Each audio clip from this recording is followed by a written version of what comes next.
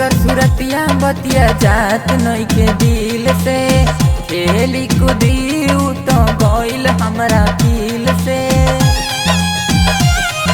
ए भाई सुनना, ओकर सुरतिया बतिया जात नई के दिल से, खेली कूदी उ तो गइल हमरा दिल से। गइल बिया जब से ससुरा चढ़ी डोलिया, तोड़े दिल बिया दिल हमर जुलिया। छुट्टी गइल प्यार वाला ओकर गलिया, तोड़े दिल बिया दिल हमर जुलिया। छुट्टी गइल प्यार वाला ओकर गलिया।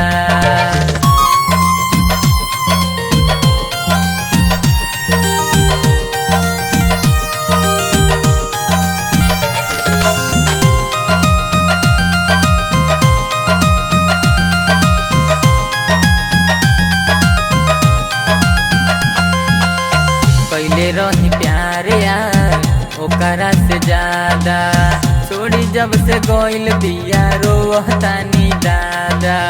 बड़ा तकलीफ होता है भाई, सुनो ना।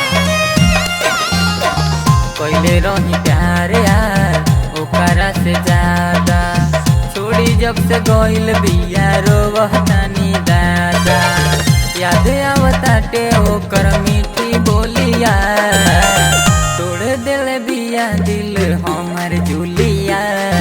छुट्टी गइल प्यार वाला ओकर गलिया, तोड़ दिल बिया दिल हमर जुलिया। छुट्टी गइल प्यार वाला ओकर गलिया।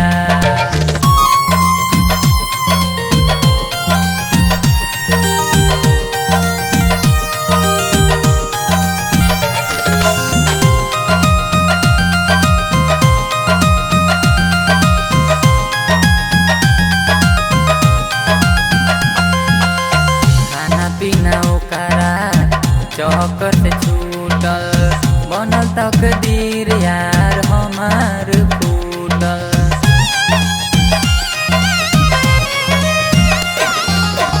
खाना पीना ओकरा चौकर से छूटल, बनल तकदीर यार हमार फूटल।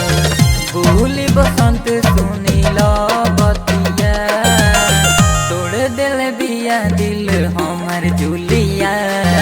छुट्टी गइल प्यार वाला ओकर गलिया, तोड़ दिल बिया दिल हमर जुलिया। छुट्टी गइल प्यार वाला